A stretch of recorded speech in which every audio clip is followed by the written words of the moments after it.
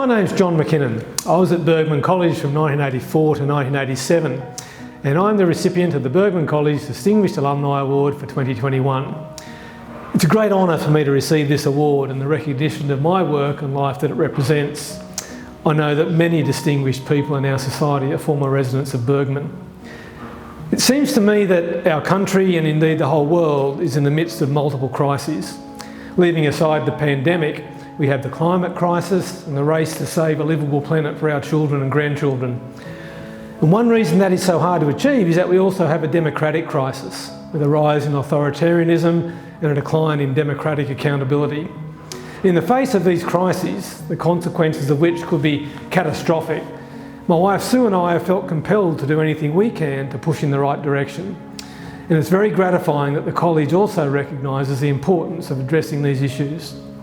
When I was at ANU, I actually studied maths, seemingly unrelated to my later work.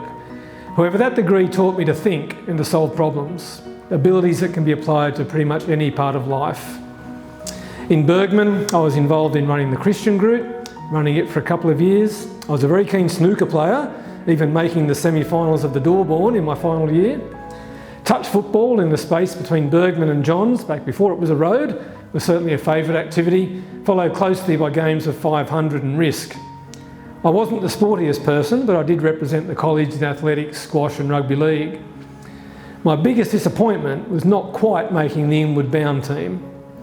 And in my final 2 years here, I was a maths and physics tutor. However, the biggest contribution Bergman made to my life was in bringing me and Sue together. We met at Bergman and started our relationship while residents here. We married a year after I left, and the activities for which I've received this award are as much a credit to Sue as to me. It has been a real partnership. I was a country kid, and leaving home was a big deal. I was nervous, perhaps even scared, having heard tales of colleges at other universities. However, Bergman was exceptionally friendly and welcoming. It was egalitarian. It gave space for study and fun. It was a place where many of us grew up, from school kids to adults. We learned about diversity, to some extent anyway, and tolerance. My first room was above the bar. Since the 1980s, university life has changed significantly.